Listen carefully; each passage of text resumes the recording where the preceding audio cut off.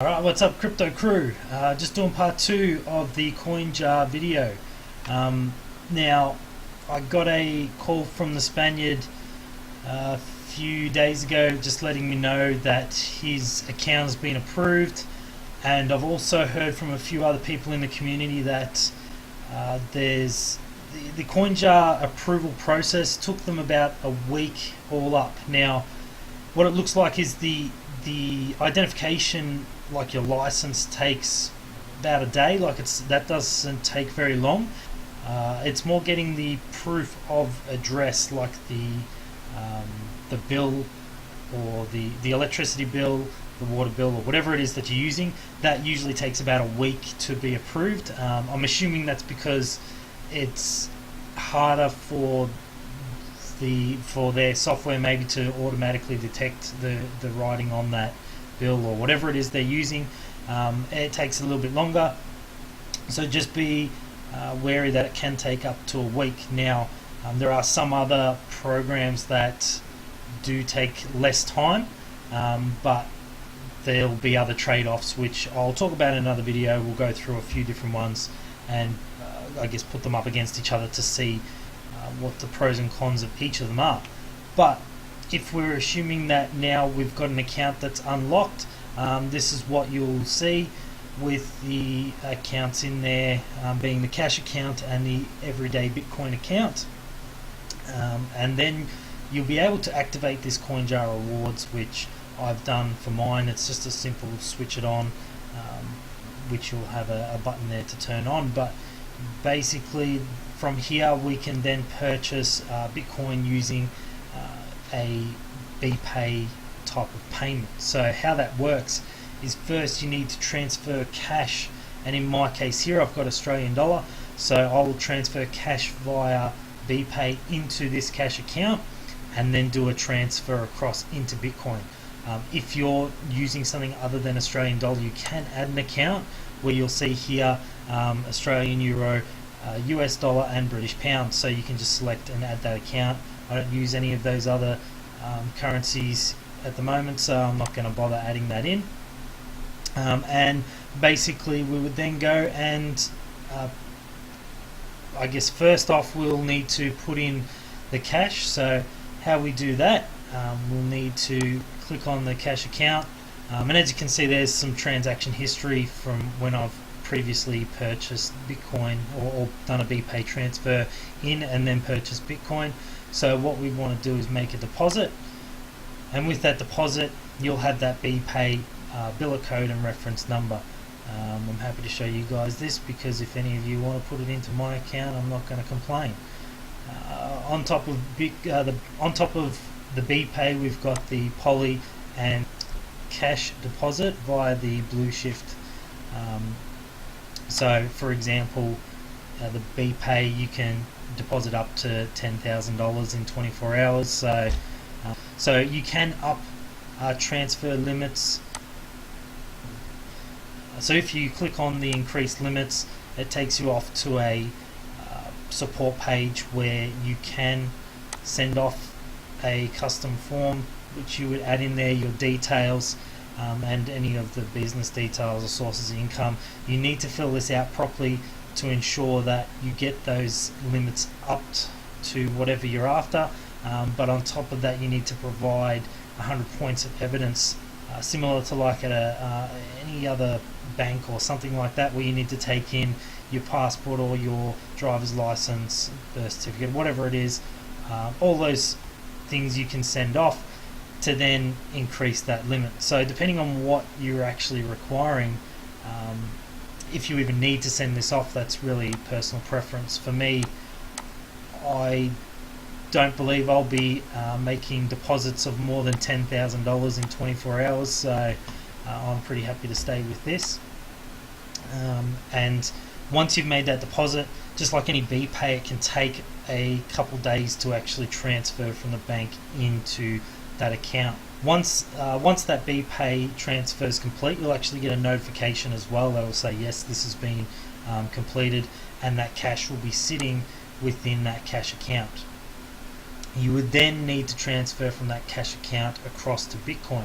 So to do that, we can go into this trade, and here you'll see you want to transfer from cash account to Bitcoin,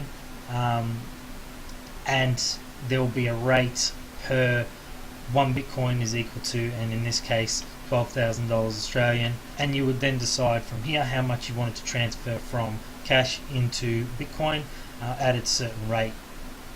So for example, if I wanted to transfer 1,000 Australian dollars into Bitcoin, you would type it in here and you'll see, okay, that will give me 0.0824 Bitcoin, excluding that 1% fee. So you kind of got to work out in your head. It's quite easy here, $1,000, 1%. You can review and confirm. So here it's saying insignificant funds, but otherwise it would pop up with a screen to say, here's what you're doing at this rate, are you sure? Yes. Then it'll do the transfer across instantly at that rate. So this obviously goes off the buy and sell price of Bitcoin. Sometimes you'll be able to get a cheaper rate. If you look down here in the Bitcoin prices, you can see that today, okay, it's currently sitting around that 12,000 roughly, but if I did it at back here, you can get $11,000, or even during the week or in the month. You know, some of these dips, if you're able to pick it up in a low spot, you're going to save yourself a bit of money, or get a bit more Bitcoin for your dollar, and that's all dependent on the market. So you can, I guess, take the gamble on waiting out, or depending on what you want to do, if you want to jump in straight away, buy it, trade it, try and make some money that way, or just hold on to it. It's really your personal preference. So that's a quick way to purchase that Bitcoin once that cash is in there. From there you'll have the payments tab, where in the transfer you can also do the same thing, so from cash to Bitcoin, and even the other way around, from Bitcoin to cash. So you can actually transfer that back into a cash amount, and also link your bank account if you want to send that cash back into your bank account. I guess this isn't the video for me to talk about how to do that at the moment. I think there's also a bit of discussion. You need to think about how and what you want to do with this cryptocurrency, because the laws around making money from Bitcoin or any cryptocurrency aren't really foolproof at the moment. We're not quite sure, I guess, what's going to happen in the future, what the government's going to do.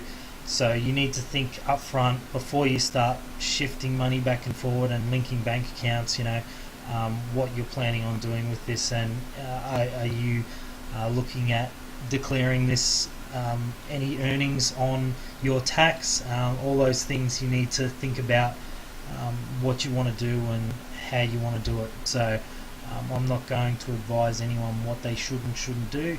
It's a personal preference, and what you know, I'll try and give as much information as possible on what you can do and how that can affect things like your taxes and such. I can do that in another video, or across the channel chat, but for me personally, I've spoken to my accountant as well, and he's done some research on what I can and can't do personally, and where I should be declaring things and what I shouldn't be declaring and such.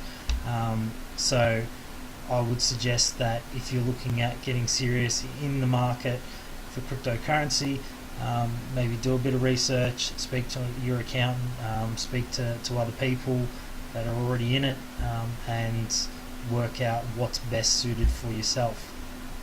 So the other thing from this payments amount, we can pay Bitcoin or even cash across to another Coinjar user, or straight to a Bitcoin address. So for example, just for demonstration purposes, I'm going to put my own username in here, and what I would say is I want to send 1 Bitcoin worth, review and confirm that, saying insignificant funds, but it would then pop up a screen and say, are you sure? Yes. Sends the Bitcoin across. The other thing to do is request. So if I'm requesting Bitcoin from another user, I would put in that user's name, putting myself in there again, saying 1 Bitcoin, review and confirm. It pops up to say, are you sure? You can add an additional note. In this case, I'm not going to bother. I'm just going to hit request now. That sends off. There's also a QR code on the screen and a address as well. Now instantly that has popped up on my phone because my Coinjar account is linked. So it's popped up to say you have a payment request. I've also at the same time receive an email, which is probably going to pop up on the screen any second. That email will then allow me to go through and say, yep, I will accept that request and send that amount of money, or Bitcoin, depending on what it is you've requested. So there you go, you can see it there. And if I opened up that email, we would have the request there, which the QR code would pop up and you would see. The other thing we have in here is just your contacts. You can add in other contacts, say for example other users that may also have Coinjar. You can add them as well, and you can also add BPay billers, which will show up on your contacts on the account on the computer and also on your phone as well. The only other thing that I'm going to talk about at the moment is this quickly, just about this Coinjar swipe card. I will be ordering one to do a bit of a review on as well, but basically the card itself, if we go through and have a look at the card itself is basically an FPOS card. You can use at any terminal in Australia to purchase whatever goods you want to purchase, and also you can use at ATMs to withdraw cash as well. So there is fees associated to the use of the card, and it's only $29 to actually order that card itself. So each of the FPOS purchases, no fee, whereas ATMs you'd have like a $2 transaction, and such, so on and so forth. There is limits, so obviously maximum daily spend is $1,000 in 24 hours. I'm not 100% sure just yet if you can up that. I believe you can, but I'll need to do all that as part of the video on the card itself. So I'll do that at a later stage. We can go through and have a look, and we'll also see about a purchase. I'll try and video that purchase as well going through, but for the moment that is basically the second part of the Coinjar video. Once you've purchased that Bitcoin, you can obviously send that across to your Jax or Exodus or whichever type of wallet that you have, and from there you can then send to a exchange to buy and sell other coins, or you can sit that Bitcoin somewhere. When you're transferring Bitcoin from Coinjar to anywhere else, there is still that mining fee, and currently at the moment that mining fee is a little high because of the number of unconfirmed transactions on the blockchain. So like a supply and demand, as more transactions are trying to occur, the price of that mining fee will go up. I'll do another video when we look at getting the Coinjar swipe card, and we'll go through that together and have a look at how that works. But any other videos that you're after, any questions on these tutorials, make sure go to the tutorials page on the channel, throw up your questions there, and I'll answer them as best as possible. And until next time, I will see you later.